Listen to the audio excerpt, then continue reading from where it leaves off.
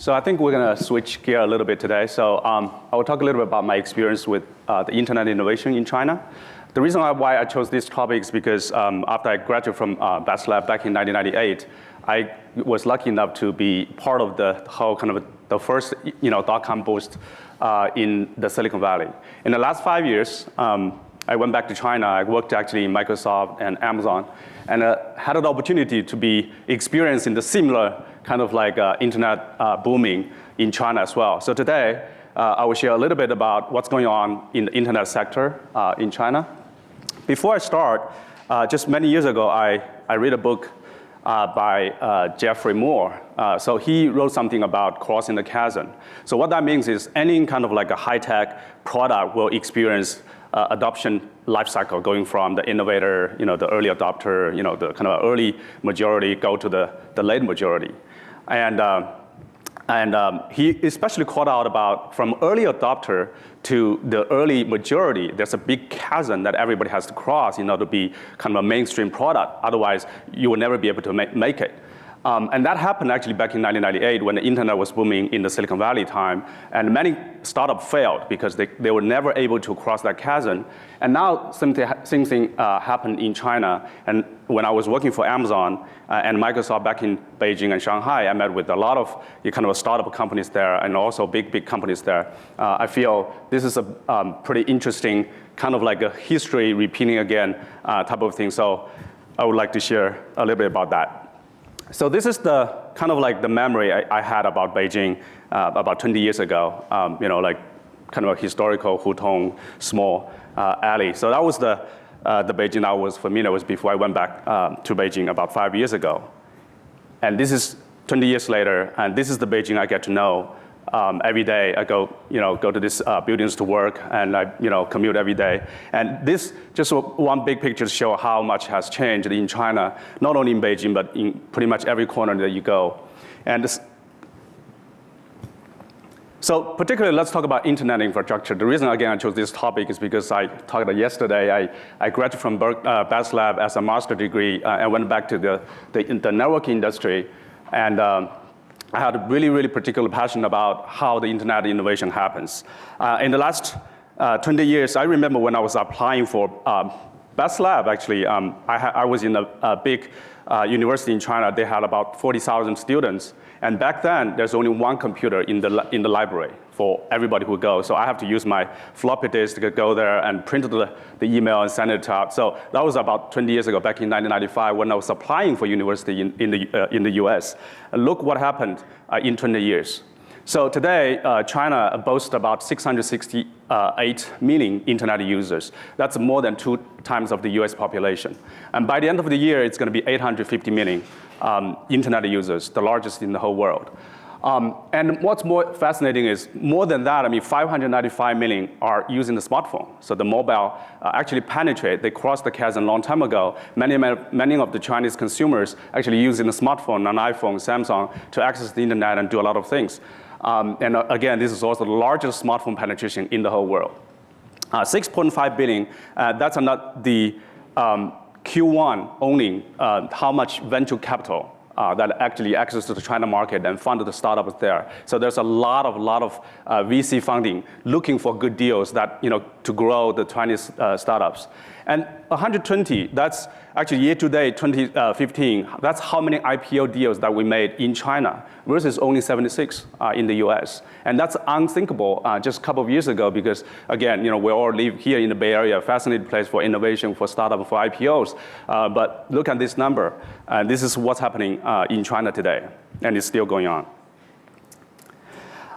And this chart, I picked this chart because that's when kind of the internet started to take off. Netscape, Apple, all these companies are the familiar names that we know, and those are the companies that I got to know when I graduated from Berkeley. And those are the top 15 market cap companies back then.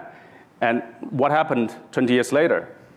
So this is what happened in the 20 years later. And remember, back in 1995, there's no Chinese companies in this list. And today, we have 4 Chinese big companies in the top 15 internet companies. Alibaba, everybody knows about now, I believe. They had the largest IPO just a couple of months ago, and this company called Tencent, and Baidu and JD.com. So there were more coming, I'm sure, this year. So these two shows really shows how the internet innovation is shifting from the US to China, especially from Silicon Valley to Beijing. So one thing that strikes me the most when I went back, it's not the skyscrapers, the high-speed trains. What strikes me the most is the entrepreneurship.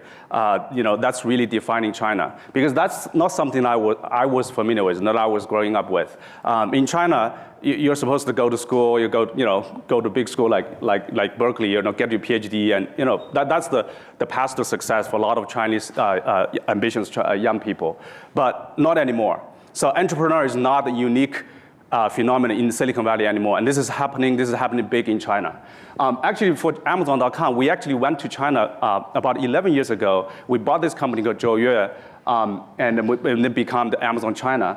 This guy called Lei Jun, somebody probably know this guy. So he's the kind of Steve Jobs of China, and he is a serial entrepreneur in China. And he, started a company called Xiaomi. I will talk a little bit more about that. It's the largest cell phone wireless company in China today, and it's overtaking Apple as the #1 market share. It's only like 3 years old.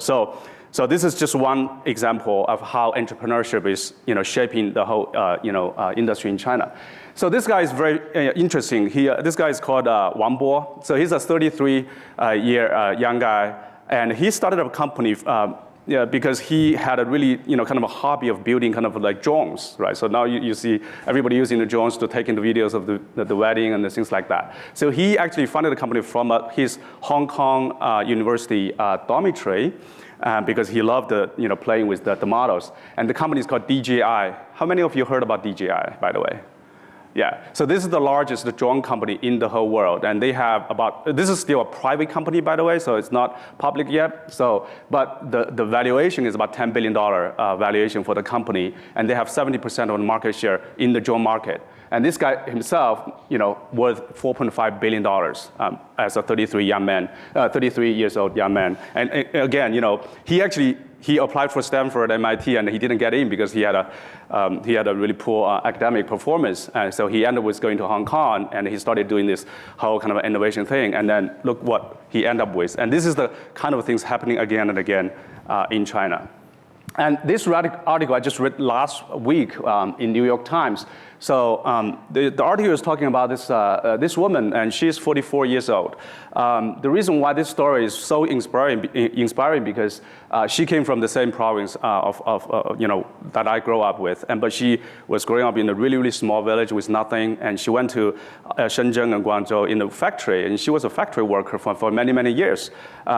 And then she found this about this wireless thing happening, and she started a little company to build the glass screens on iPhone.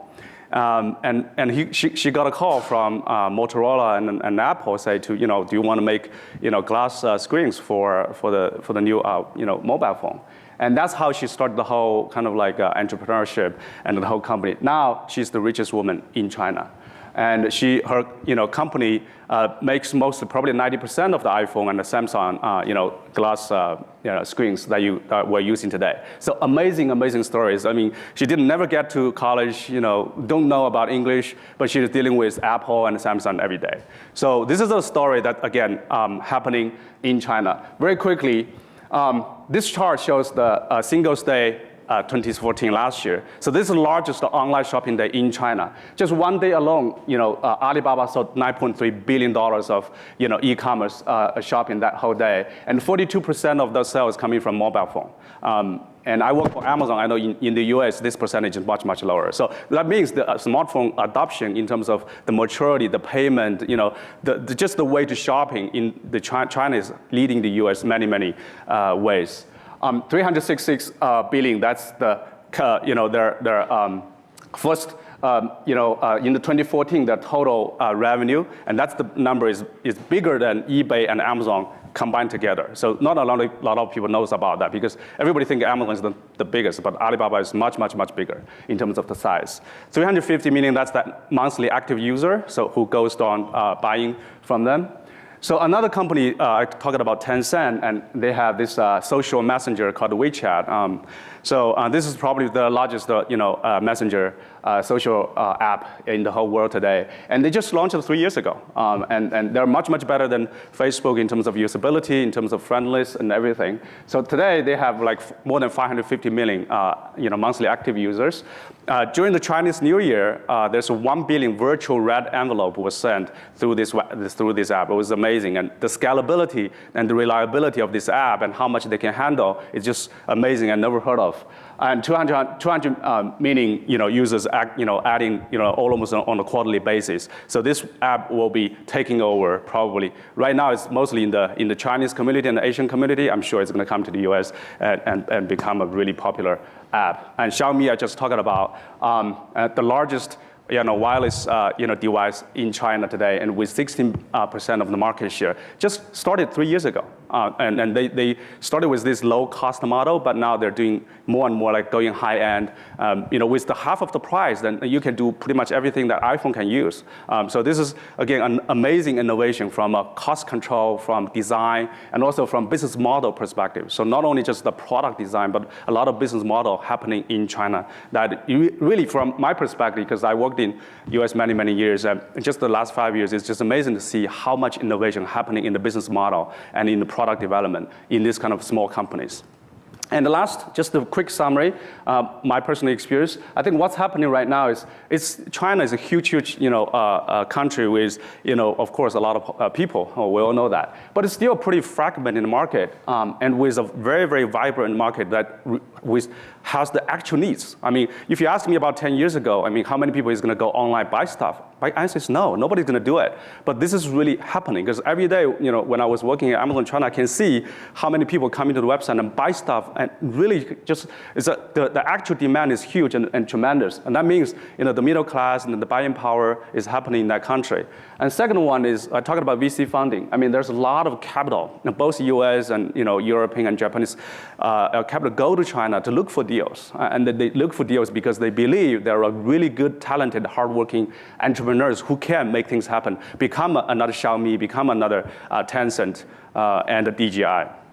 And of course, I got a chance to manage the teams in China, and what amazes me is how hardworking they are. Before I went back to China, because all my professional experience was in the US, and I saw the US, American people work really, really hard, but not until I got back to China. They work really, really hard, and that really, says why, what happened in China in the last 20 years, and the things that we just talked about is not because, China has all this foreign, investment, but also really the people there work extremely hard, and a lot of young people are very, very ambitious, and they're success hungry. They want to do a lot of things. They want to change the world, like what I experienced when I was in the Silicon Valley. Last but not the least, but of course, government, like anything in China, plays a huge role in China. They have regulations, they have policies, they have a lot of tax benefit, to encourage this whole kind of entrepreneurial, the innovation, so the internet and the whole sector can cross the chasm even faster. So that's my last slide. Thank you.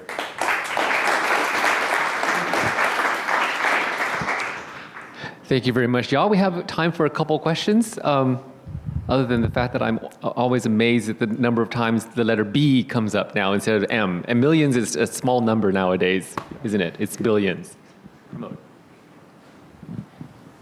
I guess really impressive. I didn't know a lot of the details here.